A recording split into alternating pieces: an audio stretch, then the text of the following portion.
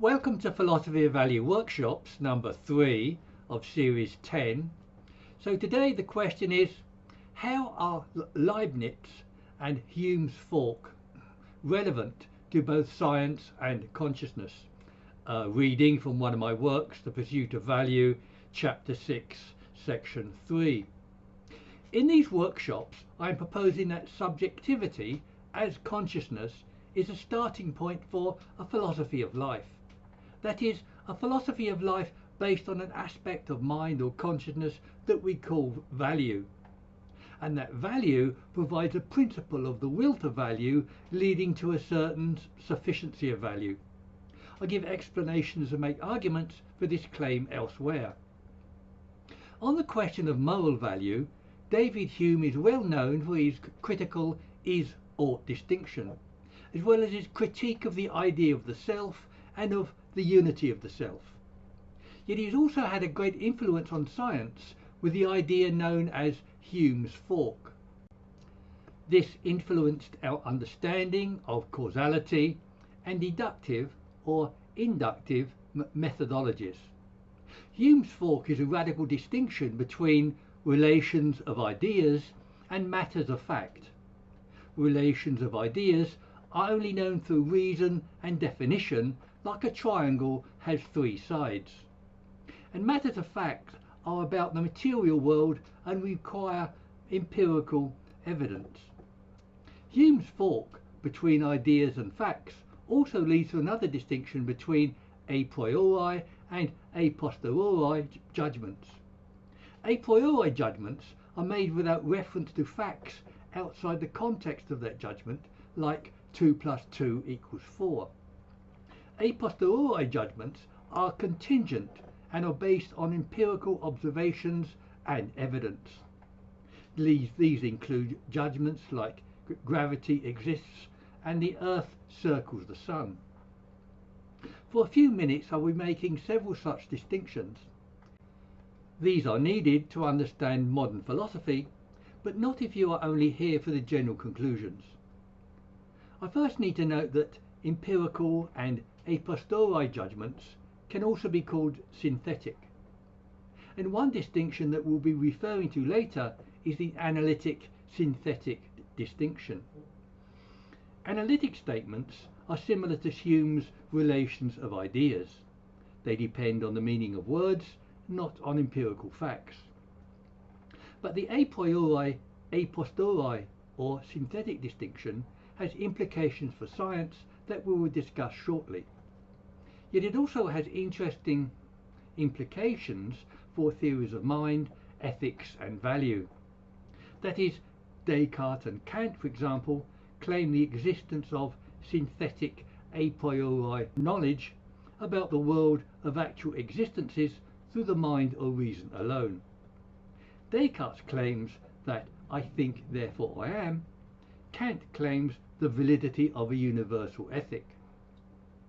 Both these claims, and especially their further theological and ethical inferences, are highly contentious. But I also claim that the will to value is a synthetic a priori, because not to value value is contradictory. I mention this for clarification and because it's related to why I'm discussing this topic at all.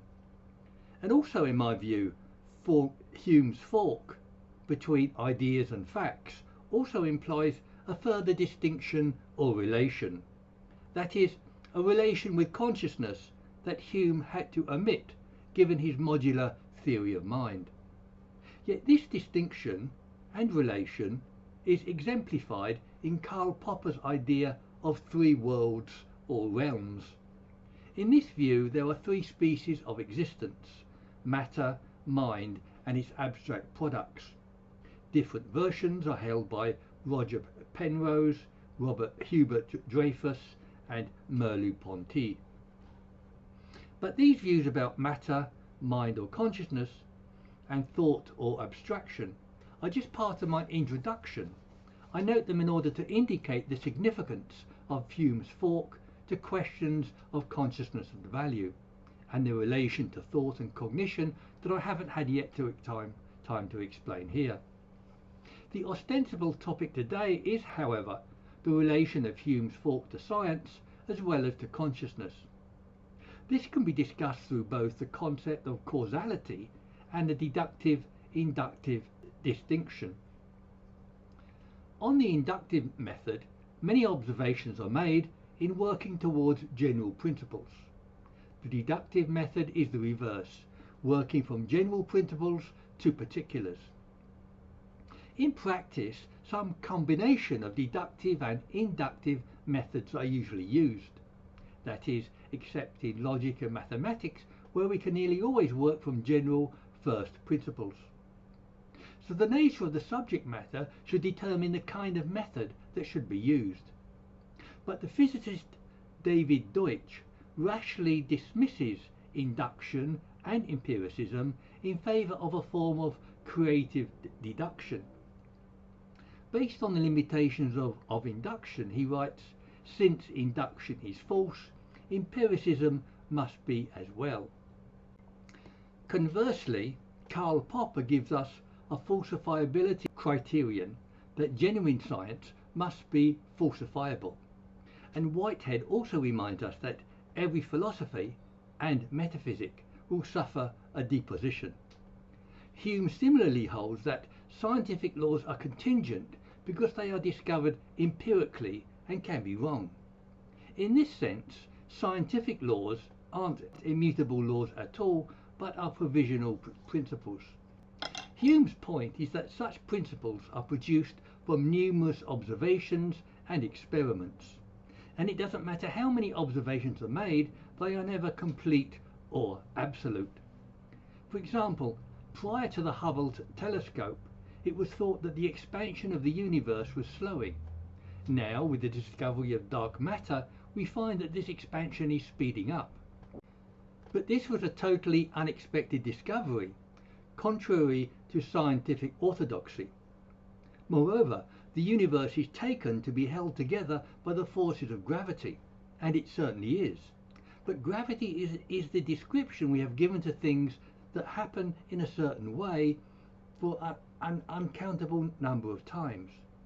We understand a lot about gravity, but we don't have a complete theory of gravity and never could.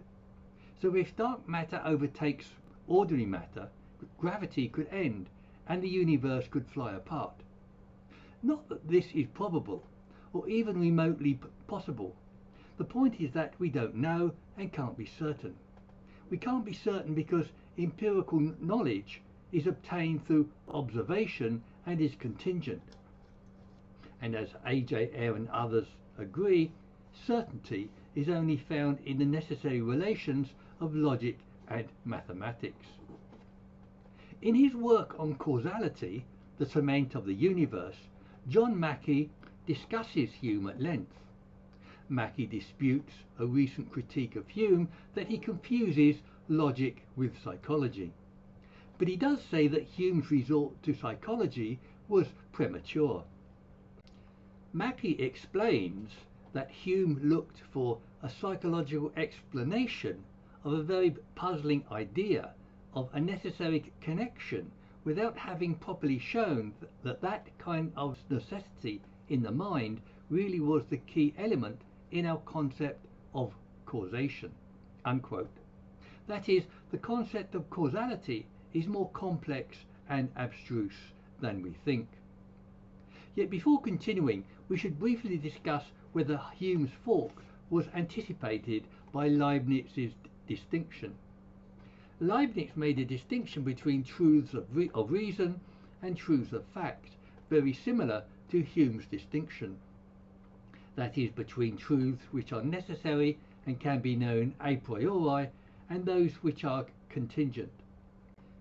But William Valicella says that they are not the same because, since for Leibniz every truth is analytic, while for Hume some truths are analytic and some are not, the two distinctions cannot be the same. And he also says that contingent means different things for Leibniz and Hume. Contingency in Hume cuts deeper. Not only is existence contingent, it is also contingent in its properties, unquote. but this seems only to be a technical point. And in my view, Hume and Leibniz were still making the same crucial distinction between empirical facts and reason, even though their differences were greater regarding the concept of causality, as we will see shortly. And this difference seems explicable because Hume is an empiricist, whereas Leibniz is a rationalist. So Leibniz and Hume had different theories of causality. Leibniz believed in multiple types of causes, whereas Hume believed that all causes are of the same kind and are based on experience, not reason. And because for Hume ideas of causation come from experience, they are based on constant conjunctions of cause and effect. This results in Humeans talking about constant conjunctions rather than cause and effect. In my view, Hume proposed a subjectivist view of causality that was both chronologically and philosophically more advanced than Leibniz's objectivist and rationalist conceptions of causality. One difference, though, is that Hume held that we infer the effect of an event based on our past experiences, whereas Leibniz held on to a more metaphysical foundation, and that this foundation entailed three efficient, final, and formal kinds of causes. We can briefly define these three kinds of causes in order to contrast Hume and Leibniz. Leibniz's concept of efficient cause is most like our ordinary idea of causality as the active causes that produce change. For example, an engineer is the efficient cause of a machine that he designs and put together. And Leibniz believed that efficient causes were largely at work in the scientific revolution. In Leibniz's view, final causes explain the reasons why something exists or changes. For example, the final cause of an acorn is to become a fully grown tree. This view is quite metaphysical or mystical, yet final causes played a crucial role in his philosophy. Yet Leibniz's formal causes are perceptions that determine the content of a substance's future states. This sounds strange, but Leibniz speaks of perceptual states as unfolding spontaneously within entities, and that there is a purpose or end guiding the unfolding of perceptions in each substance. This also seems to imply the very contentious idea of reverse causation in time. So on the above points, we can see that Leibniz's distinction is based on metaphysics and rationality, whereas Hume's fork is based on empiricism and certain epistemological limitations. Yet they are both making the same distinction between empirical facts and reason. And for my purposes, I don't need to know any more about Leibniz's theory of causation, except we can note that he took the terminology of efficient and final causes from Aristotle, and that he holds that both God and created substances are causally active in substance changes. But as previously seen, both Aristotle and Aquinas believed that natural objects can be defined by their purposes, that is, illegitimately, in a way that assigns purpose to natural objects independently of human attribution. And Leibniz makes the same mistake, as well as proposing esoteric intercausal relations that are incompatible with modern science or philosophy. A further understanding of Leibniz thought can be drawn from his work, The Monadology. Monads are infinite in number and are the elementary particles or simplest units that make up the universe.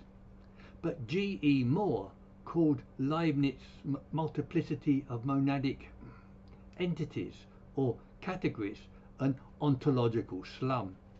Yet to be fair, Leibniz's principle of sufficient reason was taken up and taken further by Schopenhauer, and had been widely used by many philosophers to great effect.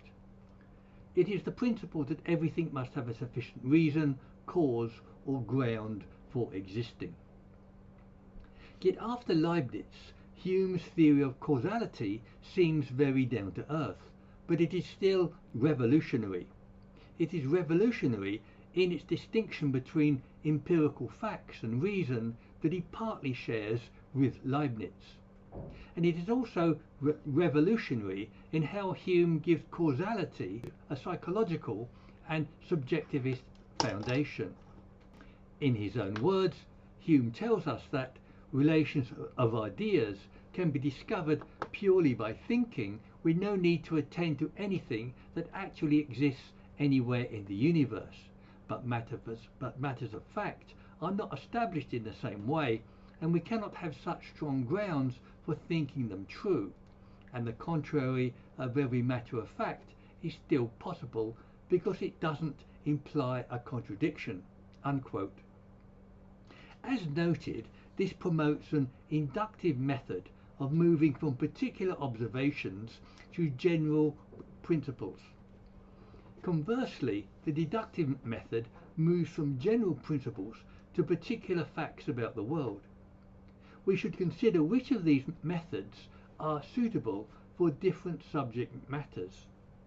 We can say that the inductive method moves through its subject matter in a process of elimination and selection. It might then be typically applied to matters of perplexity and confusion that we try to grasp in the human affairs. It thereby finds a natural affinity with questions of life and human lives. Conversely, logic and mathematics adopt a deductive model and work from general a priori first principles. Logic, for example, is determined by the self-evident and a priori truths of Aristotle's 4 basic principles of logic. David Hilbert described mathematics as avoidance of contradiction and is therefore a self-validating a priori. Mathematics and logic are a priori systems, but they can't establish principles for systems of physics or ethics. It's accepted that physics isn't an a priori system, but is an a posteriori system of contingent observations. So physics is a deductive system that attempts to construct general principles of understanding. Within the human sphere, a deductive, synthetic, a priori principle might be Descartes' "I think, therefore I am." Yet in a slight digression, I would again claim that Descartes' "I think, therefore I am" and the will to value is a synthetic a priori because the alternative is contradictory and self-negating. But in such applications, we have to question the use of logical terms to describe human reality, as well as question whether logic and rationality are the correct criteria to apply to human issues, and which kind of logic to model rationality on. Is it the propositional, symbolic, or modal logic? That is, the conditional, modal logic of if this, then that, or deontic logic of ought. There is also temporal logic of always, or epistemic logic of it is known that. My point is that the principle of excluded middle might not only be misapplied to physical and conscious items, but that it represents one kind of logic, and it is one kind of thinking that needs to be carefully applied. And there are also known challenges to logic and rationality, like ambiguity and vagueness. We should also mention the problem of logical tautology, that nothing can be added to or derived from a logical process that is not already in its premises. There is also the problem of whether logical propositions, much less symbolic logic, can convey or contain the meaning of a rich human discourse. But we need to get back to the question of how these issues and the inductive method have consequences for science. Very few, like David Deutsch or even Plato, dismiss induction completely in favour of deduction. In practice, science uses both deductive and inductive reasoning depending upon the stage of the scientific process. For example, in the 17th and 18th century, science was often a matter of listing and categorizing observations. This inductive reasoning was often used to form initial hypotheses based on observations. Yet deductive reasoning can be used to test those hypotheses with specific experiments. In this sense, science takes a bottom-up approach with induction and a top-down approach with deduction. But due to Hume's empiricism and the possible failure of Leibniz's metaphysics, scientific principles are provisional. The provisional nature of inductively derived principles can be illustrated with the experience of colour. For example, on the inverted spectrum hypothesis, we understand that people see colours arrayed in different ways. And psychological studies show that different creatures had different colour perceptions. The conclusion is that there is no colour in the world because it's projected onto the world by our optical faculties. Yet different creatures with different subjective colour perceptions are able to operate quite well in the world. And this illustrates how pragmatic but subjective conceptions could also work for science. This conclusion is reinforced by our understanding that science isn't an absolute, but is a process of development. To show this, Aristotelian science gave way to Newton, who was overtaken by quantum science. And it's widely agreed that this process of development has not and might never finish. The outcome is that science is an inductive process, the principles of which, like causality, are not definitive.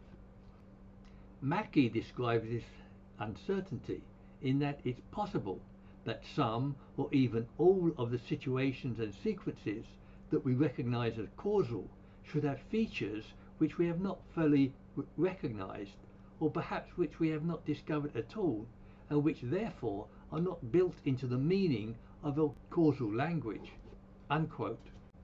That is, when we observe two events that are supposedly cause and effect, we don't really know what is going on. We see one thing happening and then another, but like gravity once was, that event is a black box. An example of the standard concept of causality being inadequate is the modern idea of complex causal fields. That is, singular causes may seem to be legitimate when describing events as they appear to an observer. But the world is a complex of myriad interrelated events simplified by an observer's selection. This raises the questions of both complexity and a subjective selection choice that is taking place. A simplified example of this is, did Jack fall off the ladder because he was too fat, inattentive, or for some other reason? We can see here that identifying what we call causes is much more obscure than supposed. These issues are exacerbated in the context of mind, such as the free will debate and the causes of consciousness. In this light, the view that universal causation prevents something like free will is simplistic, because it ignores the forms of causality like complex causal fields and quantum mechanics.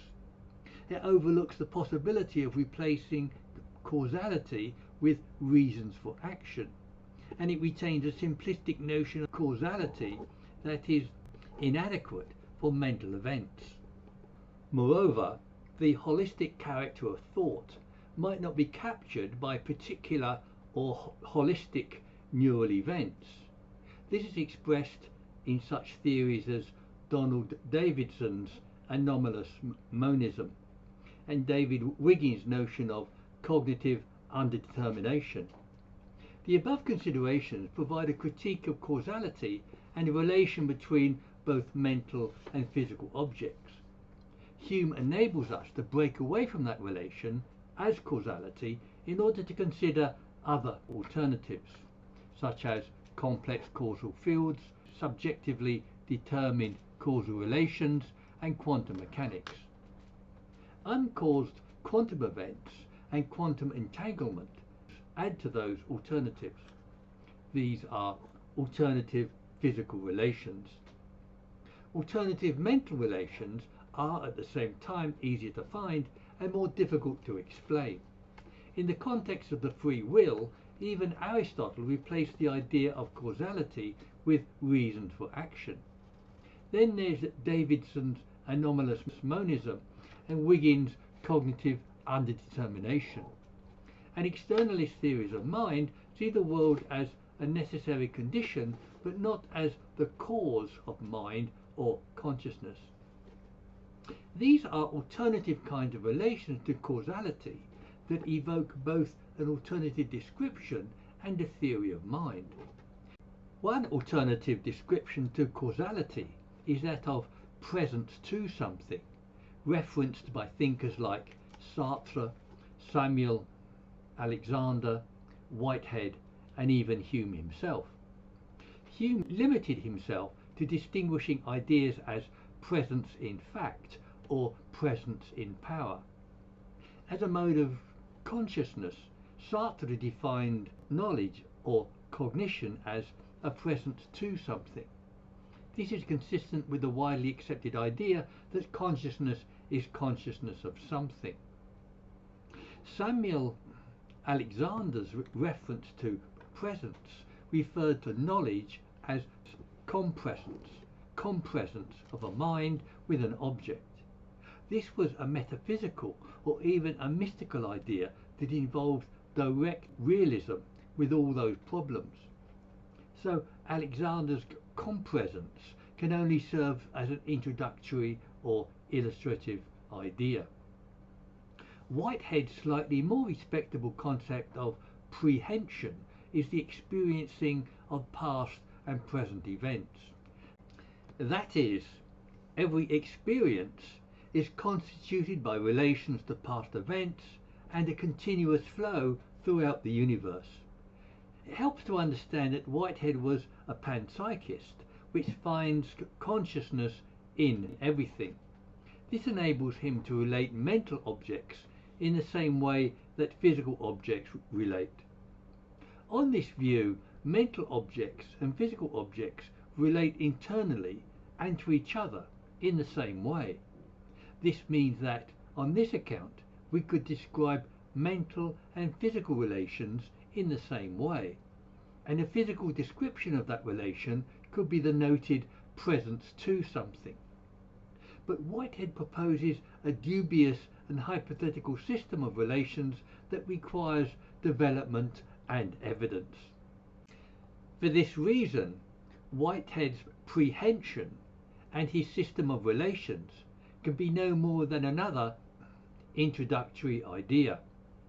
And Sartre concurs when he says that the in itself, or physicality, can never by itself be presence. Yet the idea gains traction with the development of a related theory of mind.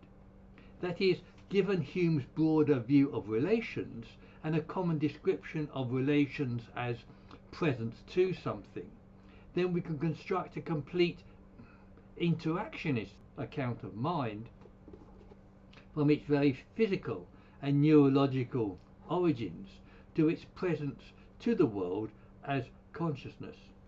And we could explain mind and consciousness from beginning to end with the same continuity of relations given as presence to something. Moreover, Hume's duplex of ideas and empirical facts inadvertently opens up a place for mind that he omits, and this could be compatible with Popper's three realms of matter, mind, and its abstract products. The development of such a complete and pluralistic account of mind must be undertaken elsewhere, as I have done. Yet we can nevertheless outline what such an account of mind as consciousness would look like. And like Whitehead, I can start an explanation at the beginning with matter, even before the emergence of life. The idea here is to show how the most simple and basic relations can undergo significant developments. For example, we can start with the relation between atoms or neurons or billiard balls which interact in many ways. For example, gravitationally, temporally, aerodynamically, or circumstantially, that need not be described as causal. But these are simple relations that don't produce even in infinitely low levels of consciousness. But some events are also complex, contain systems, have structure, feedback, and qualify as interactions. For example, engines, machines, computers with cause and effect in repetitious and continuous processes. And complexity increases with feedback loops, even in machines like internal combustion engines. Complexity increases in systems like quantum computers, plants, and single-life creatures like amoebas. These are integrated systems with complex interactions that register objects as presence to something. These interactions and registrations may mimic but don't yet amount to recognition or cognition. Further complexity includes insects, animals, apes, and humans with increasing consciousness. But complexity, or even organization, or certain constituents, are not sufficient to produce consciousness. The crucial factor isn't complexity, but relations of engagement and registration as presence to something. These relations simulate intentionality towards objects, that consciousness is conscious of something. Yet this simulation of intentionality eventually becomes consciousness of something. This provides a continuity of explanation from all causal interactions to consciousness. So my conclusion is to have explained the relevance of Leibniz and Hume's fork to both science and consciousness. To begin with, Leibniz's distinction and Hume's fork present different challenges to science. Leibniz offers a more objectivist foundation for causal science, but on a metaphysical foundation, and such a metaphysical foundation cannot be readily accepted by modern science. Hume, on the other hand, disengages from the scientific fact of causality with an epistemological fence. But both his neglect and his philosophical concerns leave the ontological question of causality unanswered. Yet Hume's subjectivist interpretation also leaves it open to implications of consciousness. That is, as above, alternative relations to causality opened up by Hume enable other relations offered by such as Sartre, Alexander, and Whitehead to allow the theoretical construction of an interactionist theory of mind from its physical origins to its conscious relations with the world. And in this discussion, we have incidentally cited a number of terms that extend our understanding of relations. First among these is Hume's distinction between relations of ideas and matters of fact. This was basic to his description of cause and effect as constant conjunctions.